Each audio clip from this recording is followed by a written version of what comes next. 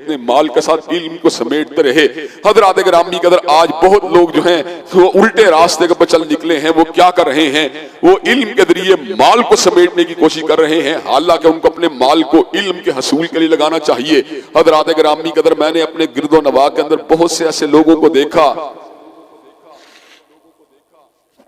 جن کو اللہ تبارک و تعالیٰ نے علم کی نعمت سے بھی نوازا اور مال کی نعمت سے بھی نوازا، لیکن حضرات گرامی قدر معاشرے میں اللہ تبارک و تعالیٰ نے ان کو عزت اگر عطا فرمائی تو علم کی نعمت سے عطا فرمائی۔ حضرات گرامی قدر اپنے خاندان کی دو مثالیں میرے سامنے موجود ہیں۔ حضرت علامہ شہید کو اللہ تبارک و تعالیٰ نے نعمت علم سے بھی سرفراز فرما دیا اور آپ کو اللہ تبارک و تعالیٰ نے مال و دولت سے بھی نواز دیا۔ حضرات گرامی قدر لیکن اگر آپ فقط صاحب مال ہوتے تو آج لوگ جو ہیں ان کے کارہائے نمایاں سے کسی بھی طور پہ آگاہ نہ ہوتے۔ حضرت علامہ شہید نے اپنے ترکے کے اندر علم کو چھوڑا، حب رسول کو چھوڑا، حب صحابہ کو چھوڑا، ختم نبوت کے لیے کی جانے والی خدمات کو چھوڑا،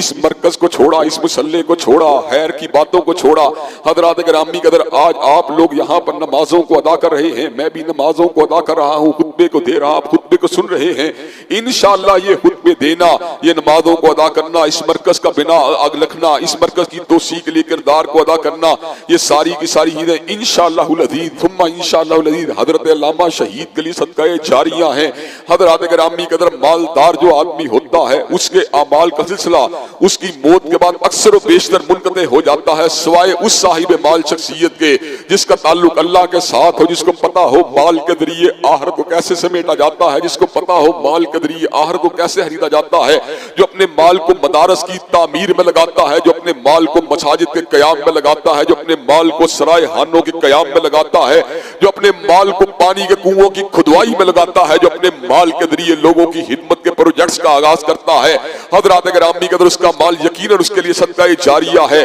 لیکن بالعموم یہ مال جو ہوتا ہے یہ فخر کے ذریعے ہوتا ہے، یہ غرور کے ذریعے غرور کے لیے ہوتا ہے، یہ اپنے سٹیٹس کے اظہار کے لیے ہوتا ہے، یہ ہیبت و حشمت کے لیے ہوتا ہے، یہ کرو فر کے لیے اظہار کے لیے ہوتا ہے، یہ جاہ و جلال کے جو ہے اظہار کے لیے ہوتا ہے۔ حضرات گرامی قدر بڑی بڑی گاڑیاں بڑی تیز چلاتے ہوئے، ان کے سلنسر دھواں اڑاتے ہوئے، لوگوں کی مٹی، لوگوں کے کپڑوں کے اوپر مٹی کو گراتے ہوئے انسان اپنے آپ کو بہت بڑا صاحب مال سمجھ کے اپنے آپ کو کامیاب اور کامران سمجھتا ہے، حالانکہ اللہ نے صبر کا اعلان فرما دیا وَلَوْ بَسَطَ اللَّهُ الرِّزْقَ لِعِبَادِهِ لَبَغَوْا فِي الْأَرْضِ۔ اگر اللہ تبارک و تعالیٰ بعض لوگوں کے اوپر اپنا فضل نہ فرمائے اور ان کے رزق کو نہ روکے، لَبَغَوْا فِي الْأَرْضِ، وہ زمین کے اوپر بغاوت کے اوپر مادہ تیار ہو جائے، لیکن اللہ اپنے بندے کے انداز کو دیکھتے ہوئے، اس کی للہیت کو دیکھتے ہوئے، اس کے تقویٰ طہارت کو دیکھتے ہوئے، اس کے اپنے ساتھ پیار کو دیکھتے ہوئے اس کو مال کو روک لیتا ہے، تاکہ مال کے آ جانے کے بعد وہ بغاوت کے راستے پر چلنے کی بجائے کم مال کے ساتھ وہ اللہ کی بندگی کے راستے پر چلتا رہے۔ حضرات گرامی قدر مال اللہ کی نعمت ہے، یقیناً اللہ کی نعمت ہے، لیکن اگر اس کے اندر انسان کے اندر گھمنڈ پیدا ہو جائے، انسان میں سرکشی پیدا ہو جائے تو انسان قارون بن جاتا ہے۔ قارون جو کہ صاحب مال تھا، اور اسی کے پر اپنی بات کو ختم کروں گا، اس کی بستی کے لوگوں نے کہا احسن کما احسن اللہ الیک، اس کی بستی کے اہل علم نے کہا جس طرح اللہ نے تیرے اوپر احسان کیا تو بھی لوگوں پہ احسان کر۔ کہنے لگا انما اوتیتہ علی علم عندی، میں نے جو کچھ بھی کمایا ہے اپنے زور بازو سے کمایا ہے، وہ اس بات کو بھول چکا تھا، اس کے پاس جو کچھ بھی موجود ہے اللہ کی تقسیم کی وجہ سے موجود ہے۔ اللہ نے کیا کیا؟ فخسفنا بہ وبدارہ الارض، اللہ نے اس کو اس کے خزانے سمیت زمین کے اندر دنسا دیا، اور اللہ تبارک و تعالیٰ جس کو چاہے اس کے گھمنڈ کی وجہ سے تباہ و برباد کر سکتے ہیں۔ حضرات گرامی قدر علم جو ہے وہ عام طور پہ آفت کا ذریعہ نہیں ہوتا،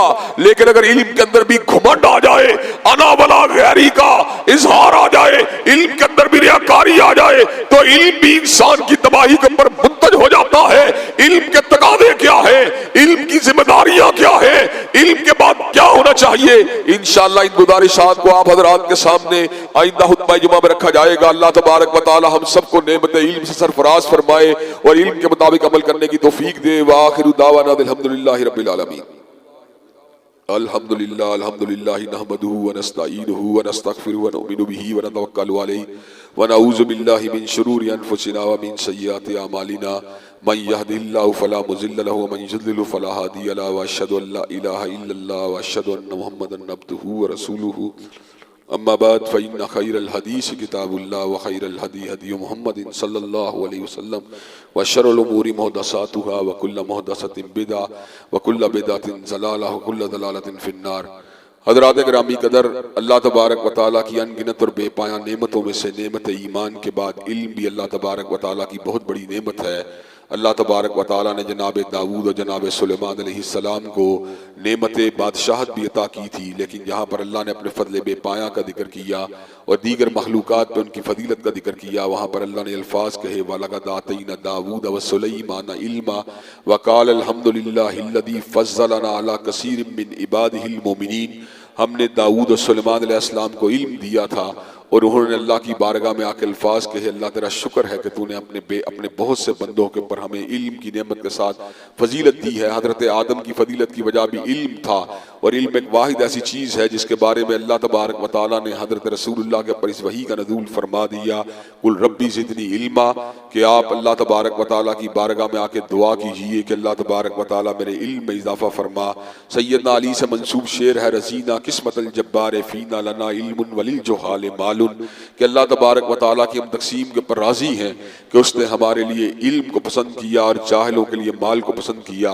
علم اگر کسی جگہ پر کسی ریاست کے اندر صاحب اقتدار کے پاس موجود ہو تو وہ ڈیسیجن میکنگ کے اندر درست فیصلوں کے اوپر گامزن ہو جاتا ہے۔ افسوس کی بات یہ ہے، دکھ کی بات یہ ہے، ہمیں حکمران جو حاصل ہوئے وہ سرمایہ دار تو حاصل ہوئے لیکن علماء ہمیں بطور حاکم حاصل نہ ہوئے۔ حضرات گرامی قدر، ہمارے پاس ایک پوری تاریخ ہے حضرت طالوت کی حکومت کی، حضرت یوسف کی حکومت تھی، حضرت یوسف کی حکومت کی، حضرت ذوالقرنین کی حکومت کی، حضرت صدیق و فاروق کی حکومت کی، حضرت عثمان و علی کی حکومت کی۔ اگر ہمیں آج بھی صاحب علم لوگ جو ہیں بطور حاکم عطا ہو اللہ تبارک و تعالیٰ کر دے تو ہمارے معاملات سنور سکتے ہیں۔ عالم جو ہوتا ہے اس کے دل میں اللہ کی حیثیت بھی ہوتی ہے، اس کی ججمنٹ پاور بھی بڑی اعلیٰ ہوتی ہے، اس کو ڈیسیجن میکنگ کے اندر بڑی آسانی ہوتی ہے۔ تو اللہ تبارک و تعالیٰ سے ہمیں علم کی نعمت کو طلب بھی کرنا چاہیے اور حصول علم کے لیے اپنے آپ کو وقف بھی رکھنا چاہیے۔ حضرات گرامی قدر، اپنی اولادوں کو اللہ تبارک و تعالیٰ کے دین کے علم کے لیے وقف کرنا اور اپنی اولادوں کو اس بات کے اوپر راغب کرنا کہ ہم وقت اللہ کے دین کے علم کو حاصل کریں، یہ ایک ایسی